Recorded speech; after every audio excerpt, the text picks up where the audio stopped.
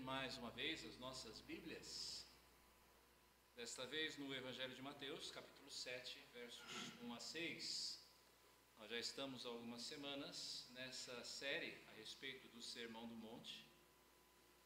Este sermão que é certamente a grande lição a respeito do que Jesus requer dos seus discípulos. E hoje então nós vamos ver como Jesus nos ensina a considerar como é que nós lidamos com os erros alheios.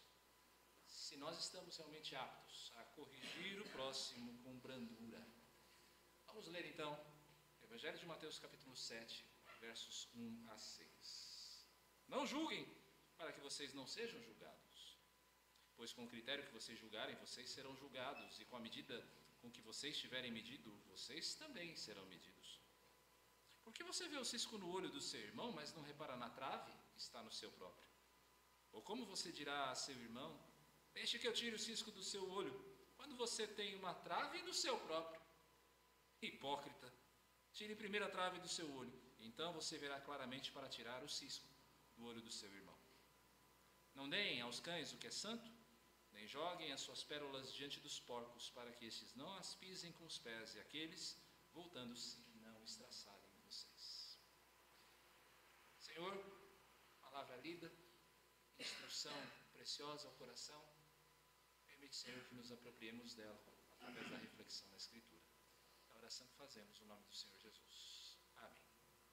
Nós cristãos somos tomados em descrédito, aliás, por muitos inimigos da nossa fé, por algo que aos seus olhos parece ser incoerente. Nós vivemos falando para o mundo, para Deus e o mundo, a respeito do grande mandamento de amor e da igreja como um corpo unido, mas na prática parece que nós cristãos não conseguimos nos entender. Há tantas denominações, há tantas igrejas evangélicas, uma para cada esquina, quando não até mais de uma em cada esquina, numa cidade como a nossa aqui de São Paulo. Nem sempre, é claro, a crítica que é feita a nós é uma crítica justa, porque algumas vezes, sim, a divisão é necessária. Por exemplo, quando a verdade está em jogo. Quando nós estudamos a história da igreja cristã, nós percebemos que Martinho Lutero, por exemplo, jamais quis dividir a igreja. Por isso, o movimento que ele iniciou chama-se de Reforma. Mas uma vez que ele percebeu que os romanistas não estavam dispostos a abdicar das suas heresias, não restou outro caminho, senão a separação. Nós poderíamos estender esse conceito também ao que aconteceu com a nossa denominação mãe, a nossa igreja mãe da Igreja Presbiteriana do Brasil, a Igreja Presbiteriana dos Estados Unidos, que abraçou no início do século passado o liberalismo. Nós não poderíamos condená-los. Então, na divisão de denominações como a Fiel, Igreja Presbiteriana da América, ou a Igreja Presbiteriana Ortodoxa, porém igrejas que preferiram o caminho da ortodoxia bíblica. Eles não tinham outra opção senão separar-se. Mas nós precisamos também reconhecer que a crítica, algumas vezes, se mostra justa. Quando, por exemplo, estas divisões acontecem por causa da vaidade de líderes que estão sedentos por mais poder, por posição, por reconhecimento ou por dinheiro. Ou quando o amor que deveria existir entre nós, ele é ferido simplesmente porque nós absolutamente não conseguimos lidar com os nossos erros. Quando o amor já não parece mais ser suficiente para, como diz a Escritura, cobrir a multidão dos pecados. É sobre isso que Jesus quer instruir a mim e a você hoje. Nós precisamos lembrar aqui, Jesus está falando a discípulos. O que ele está falando aqui hoje se refere e se dirige a pessoas que estão na fé, a irmãos na fé. Nada do que está sendo dito aqui, ou nada que vai ser dito aqui hoje, vale para o descrente. Quem não tem Jesus como seu Salvador não necessita de correção. Quem não tem Jesus como seu Salvador necessita nascer de novo. Quem não tem Jesus como seu Salvador não precisa de exortação, precisa de um chamado ao arrependimento e à fé. Porque sem Jesus, esta pessoa vai ser um bom pai, vai ser uma boa mãe, vai ser um excelente trabalhador, um cidadão honesto, vai ser um homem, uma mulher heterossexual, e ainda assim vai estar condenado ao inferno. O chamado da Bíblia para o descrente não é corrija-se. O chamado da Bíblia para o descrente é arrependa-se e creia. Isso precisa estar muito claro aqui para entender que esta correção que vai ser dita aqui, vai ser apresentada aqui nesse texto, diz respeito ao crente, não ao descrente. Mas quanto a nós, crentes, discípulos de Jesus, Ele está nos ordenando o exercício de um julgamento justo. De alguma coisa que provoque ou que promova o crescimento do corpo e que promova o nosso amadurecimento em amor. Discípulos, esta é a lição que nós queremos deixar hoje. Discípulos devem exercitar um juízo justo. Eu e você, como discípulos, devemos exercitar um juízo justo. Como é que nós fazemos isso? O objetivo é esse, mostrar agora como é que nós exercemos esse juízo justo. Primeiro, antes de julgar, reflita. Segundo, antes de julgar, considere as suas próprias faltas. Terceiro, antes de julgar, exercite o seu discernimento. Antes de julgar, reflita. Antes de julgar, considere suas próprias faltas. Antes de julgar, exercite o seu discernimento. Vamos começar primeiro procurando compreender esse versículo tão discutido. O que é que significa, o que Jesus quer dizer quando ele diz que para nós não julgarmos, para nós não sermos julgados? Primeiro, vamos ver, antes de julgar, reflita. Não é difícil você fazer um texto dizer aquilo que ele não diz. A Bíblia pode dizer qualquer coisa, se você tirar o texto do contexto. Tire um contexto do seu contexto original e você vai poder dizer qualquer coisa. E é bem provável que esse versículo 1, não julguem para que vocês não sejam julgados, seja uma das maiores vítimas desse tipo de coisa, desse tipo de situação. Você provavelmente já ouviu alguma coisa nesse sentido. Olha, você não pode me julgar, não me julgue para que você não seja julgado. Mas será que é isso mesmo? Não é que Jesus proíba o julgamento nesse versículo? Porque proibir o julgamento seria, da parte de Jesus, um contrassenso a tudo aquilo que a Bíblia representa. Sem o julgamento você não consegue separar verdade de erro. Sem julgar você não tem como retribuir o mal. Sem julgar você não tem como corrigir um irmão que se desvia. O julgamento é alguma coisa necessária, meus irmãos, se nós estamos falando a sério a respeito do nosso desejo, do nosso anseio por uma sociedade e por um mundo mais justo. Você precisa de julgamento para discernir o certo do errado. O que Jesus está reprovando aqui é que se coloque para os outros, você coloque para os outros, um padrão de moralidade que você mesmo não está disposto a cumprir. A bronca de Jesus aqui, que ao longo de todo o seu ministério, tem um endereço certo. Os fariseus, aqueles que eram seus principais adversários. Eles eram, nas próprias palavras de Jesus, muito hábeis, muito prontos a colocar nas costas dos outros fardos que eles mesmos não estavam dispostos a carregar. E se nós nos analisarmos, eu e você, muitas vezes nós sofremos da mesma tentação de exigir das pessoas alguma coisa que eu e você também não cumprimos. Jesus está falando aqui de nós não usarmos 2 pesos e 2 medidas no julgamento. 2 pesos e 2 medidas. Você que talvez tenha a mesma idade que eu, vocês vão se lembrar disso quando a gente ia. Daniel certamente vai se lembrar, né, da feira. Né? Quando a gente ia na feira ou ia no armazém, existia, antes da adoção das balanças digitais, existiam aquelas balanças com 2 pratos, né? Então você chegava lá e pedia, olha, eu quero comprar 1 quilo de fubá. E aí você colocava ali 1 quilo, o comerciante colocava 1 quilo de fubá e ele ia colocando pezinhos, né, de bronze até que você tivesse um equilíbrio. Teu pai usava isso? Acho que não, né? Porque era mais por unidade, né? Cebola é mais por unidade, né? Até que as balanças entravam em equilíbrio. Então você contava quantos pesos você tem ali e você sabia a quantidade de mercadoria. O que é que os fariseus faziam? Eles adoravam colocar pesos no prato dos outros, mas no deles era bem mais levinho. Aqui é necessário que eu e você façamos um autoexame, porque a nossa justiça, a sua justiça, a minha, pode ser uma justiça tremendamente impiedosa. Alguém peca contra você e você olha para essa pessoa, você olha para você mesmo diante do espelho e você fala, nunca mais. Sem oportunidade de reconciliação, sem oportunidade de perdão, morreu para mim. Alguém está preso às amarras do pecado, ou então preso às amarras do vício, e você considera aquela pessoa como alguém absolutamente irrecuperável. Alguém comete um pecado e você não leva em conta as circunstâncias.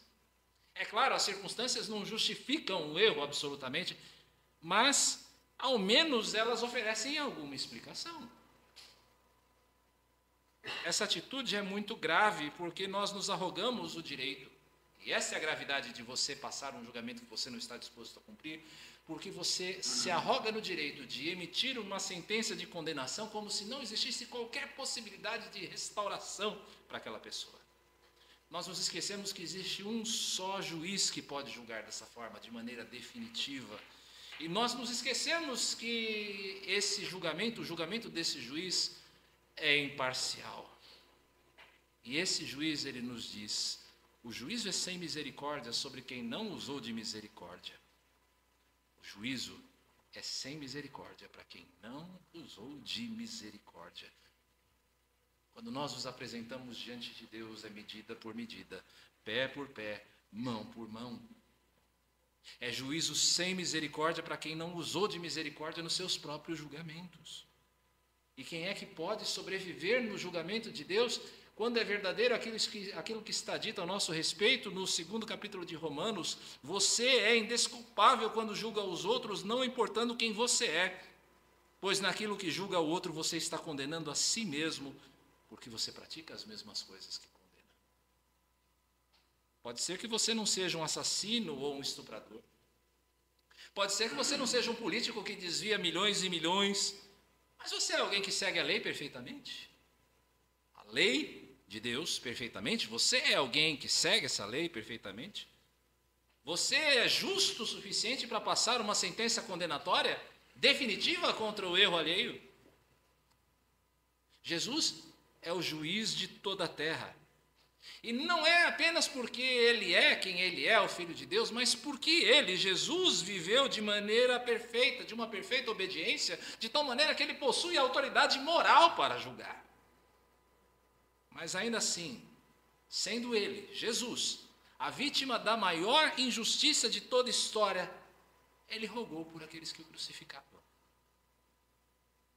Mais uma vez, não se trata aqui de nós sermos lenientes com o erro, permissivos. O que conta nessa passagem é, o que é que você faz a partir disso? O que é que você faz a partir do momento em que você percebe o erro alheio? Nós condenamos o pecador ou nós buscamos a sua restauração? Eu e você fazemos bem de dar ouvidos à exortação de Paulo no 6º capítulo da sua carta aos Gálatas, quando ele diz, irmãos, se alguém for surpreendido em alguma falta, vocês que são espirituais, restaurem essa pessoa com espírito de brandura e que cada um, preste bem atenção nisso, que cada um tenha cuidado para que não seja também tentado. Vamos lá, passo a passo, aplicando aquilo que nós vimos agora. Primeiro, olhando para essa passagem aqui de Paulo, de Gálatas, exercite o discernimento bíblico sobre o erro. Você precisa julgar. Você não pode se tornar cúmplice por omissão do erro ali. Você precisa sim julgar. O que o outro fez é algo realmente condenável à luz da Bíblia? Mas preste bem atenção, à luz da Bíblia, não é de acordo com a sua maneira de pensar. O que a pessoa fez afrontou a lei do Senhor. Segundo, examine as suas motivações. É por amor que você está julgando aquela pessoa? É para restaurar? Ou é simplesmente para alimentar o teu orgulho? Às vezes a gente quer corrigir para alimentar o nosso orgulho. Terceiro, você está pronto a corrigir com brandura, sem paixões, sem gritaria? Antes de julgar, reflita, será que eu estou pronto? Essa é uma reflexão que eu gostaria que você fizesse agora. Antes de julgar, eu estou pronto a ser julgado pelo mesmo padrão que eu exercito? O que eu exijo do outro é o que eu exijo de mim? Discípulos devem exercer um juízo justo. E esse juízo leva em conta não apenas as faltas alheias, mas ele leva em conta também as suas próprias faltas. Antes de julgar, considere as suas faltas. Antes de julgar, considere as suas faltas. Nos versos 4 e 5 aqui do nosso texto, Jesus explica e aprofunda esse conceito usando uma ilustração que parece aos nossos olhos ridícula. Veja só aqui, por que você vê o cisco no olho do seu irmão, mas não repara na trave que está no seu próprio? Ou como você dirá a seu irmão, deixa que eu tire o cisco do seu olho quando você tem uma trave no seu próprio? Hipócrita, tire primeiro a trave do seu olho, então você verá claramente para tirar o cisco do olho do seu irmão. Você, é claro, já teve um cisco nos olhos, não é mesmo? Negócio incômodo, não é? Parece que você não consegue esquecer daquele cisco. Não é simplesmente aquela coisa que você fala, tá bom, vou fazer outra coisa, eu distraio e esqueço. Não, você não esquece. Você não esquece primeiro porque é incômodo, mas você não esquece por uma outra razão também. Você não esquece porque um cisco te impede de ver de maneira correta. Agora, pensa só agora. Visualiza, ok? Principalmente aí os nossos meninos, que gostam do futebol, né? Imagine se no lugar de um cisco você tivesse uma trave. Aquela trave do goleiro mesmo. Imagine se você tivesse uma trave no seu olho. Se com um cisco é difícil de ver, Vinícius, o que você acha com uma trave? Mais fácil ou mais difícil? Mais difícil, não é mesmo? É muito mais difícil. Como é que alguém com uma trave no olho pode se dispor a, então, a tirar o cisco do olho de alguém? Ridículo, não é mesmo? Mas é justamente aquilo que nós fazemos quando nós não consideramos as nossas próprias faltas. Aqui vale nós pensarmos em dois fatores importantes. O primeiro, o quanto é que os erros do outro podem e geralmente são menores do que os nossos. Algumas vezes os erros dos outros são muito menores do que os nossos. Ou ainda menos numerosos. O segundo fato aqui que você precisa considerar, o quanto Deus nos perdoou. Quanto você já foi perdoado por Deus? E o quanto Ele continua a te perdoar todos os dias? Antes de julgar, considere as suas próprias faltas. O erro não está em você ver o erro alheio. A falta não está em você ver o erro alheio, mas na incapacidade de você ver o seu próprio erro. E isso aos olhos de Deus, de Jesus, como ele fala no verso 5, tem nome, é hipocrisia. É não desejar que se aplique às nossas próprias faltas aquele cuidado que você quer aplicar no outro. Você não quer ser tratado. Você quer tratar o outro, mas você mesmo você rejeita o tratamento. Você está consciente das suas próprias dificuldades e limitações? Você é alguém que chora pelos seus próprios pecados? E quando você chora pelos seus próprios pecados, você é alguém que tem confessado e implorado a misericórdia de Deus para poder dar forças a você, poder para lutar contra as coisas às quais você simplesmente não consegue resistir? Agora, permita que eu fale a você de um erro muito comum nesse sentido. Você já reparou o quanto eu e você somos especialmente sensíveis a falhas de caráter que nós mesmos temos? Você é especialmente sensível a falhas de caráter que você mesmo tem. O mecanismo é mais ou menos o seguinte. Exemplo. À luz da palavra, eu examino a mim mesmo. E eu descubro que eu sou uma pessoa cheia de arrogância. Eu sou uma pessoa arrogante. Aquele pecado, recém-descoberto, ele passa a me incomodar cada dia mais. Então, eu encontro um irmão e eu olho para esse irmão e eu penso, esse cara é um poço de prepotência. Como tem nariz empinado esse homem? E aí eu passo a desprezar essa pessoa no meu coração. Agora, pense por um instante. Será que essa pessoa é realmente tão arrogante quanto eu penso? Ou eu simplesmente estou vendo a minha arrogância projetada nela? Esse é um erro muito comum que nós cometemos. E que às vezes é tão difícil de capturar e de tratar.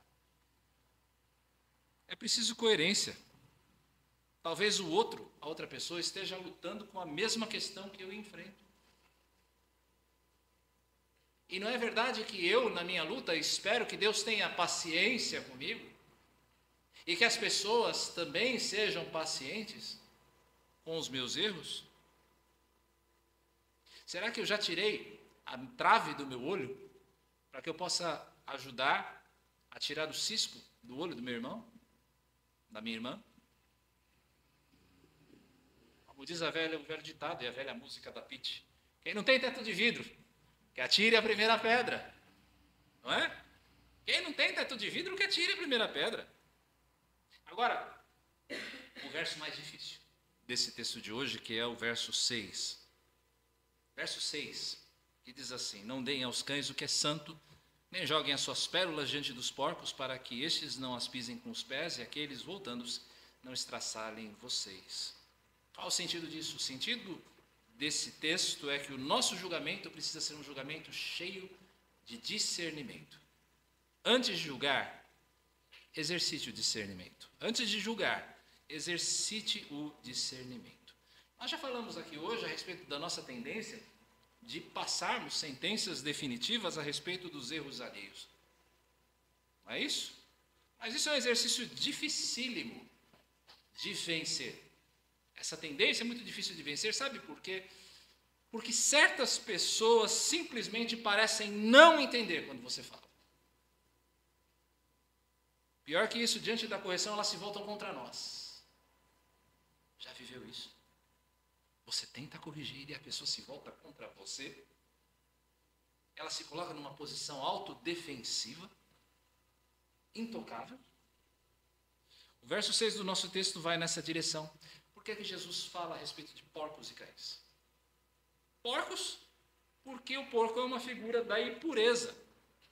O porco é um animal que não se incomoda de viver na lama. É um animal absolutamente indiferente à imundície. E quanto ao cão? Bom, a gente admite, nem todo cachorro é violento, nem todo cão é violento. Não é verdade? A Lula não é violenta. A Lula ainda está viva? Estava. Ela é? Ok. Ótimo, hein? Ótimo, com animais. Tá bom, ok. Mas nem todo cachorro é violento. Mas nós também não podemos afirmar que todo cachorro é mansinho. Já viu isso? Você entra às vezes no elevador do prédio, eu moro em prédio, então é muito comum acontecer isso. Você entra e o dono do animal está ali, e um cachorro pequenininho às vezes, aquele cachorrinho sem vergonha, que você dá um chute e ele vai parar do outro lado da avenida. Mas ele está ali. Vou me denunciar de crueldade por animais agora. Mas enfim, você está ali, aí você entra meio receoso, a pessoa fala: esse cachorro é manso, não precisa ter medo. E aí você entra no elevador e ele começa a latir como um desesperado. Nem todo cachorro é mansinho. Eu já tomei uma bela mordida em lugares proibidos de um cachorro que todo mundo considerava bonzinho. Não sei se isso já aconteceu com você, comigo já. Tanto o que é santo nesse versículo, quanto as pérolas falam daquilo que nós consideramos valioso. E se você é um discípulo de Jesus, como eu acredito que você é, daqueles que estão aqui conosco hoje, se você é um discípulo de Jesus, nada é mais valioso para você do que a vontade de Deus. Nada é mais valioso. E a vontade de Deus é expressa através da sua palavra. Bem, mas o que é que porcos, cães, o que é santo, pérolas tem a ver com todo o nosso contexto? Nós temos repetido aqui que algumas vezes o julgamento é necessário entre irmãos, para correção, para edificação mútua. Repito, não existe crescimento no corpo sem julgamento. O que pesa aqui para o nosso texto é o espírito em que esse julgamento é conduzido. Só que certas pessoas, mesmo na edificação do corpo, rejeitam qualquer tipo de crítica quanto aos seus malfeitos. Gente mimizenta. Gente mimizenta. E como está cheio de gente mimizenta hoje em dia. Algumas pessoas são como os porcos. Você traz a palavra de correção, a pessoa olha para você, ela faz que nem aquele gatinho japonês, o Neko, já viu? Você vai para aquele bonequinho, ela olha para você, ela faz assim, ó. Ah, não, neca é o da mãozinha, né? Mas aquele boneco de bobblehead, né? Aquela que você coloca no carro e ele fica assim, ó. Tem gente que é assim, você traz a palavra de correção, a pessoa está assim para você, ó.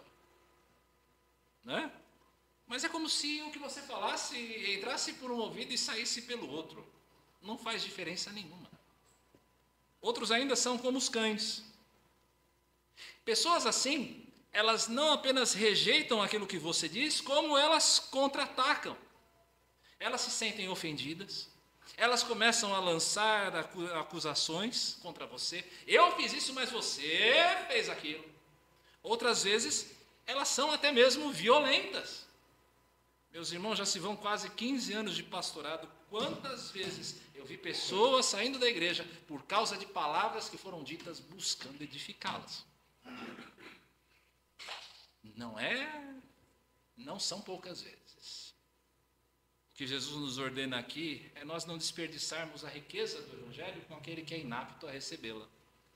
Nós não devemos passar sentença definitiva, é claro, sobre a salvação ou a perdição de quem quer que seja, mas a palavra nos diz que o comportamento de uma pessoa é uma dica a respeito da natureza, da real natureza dela.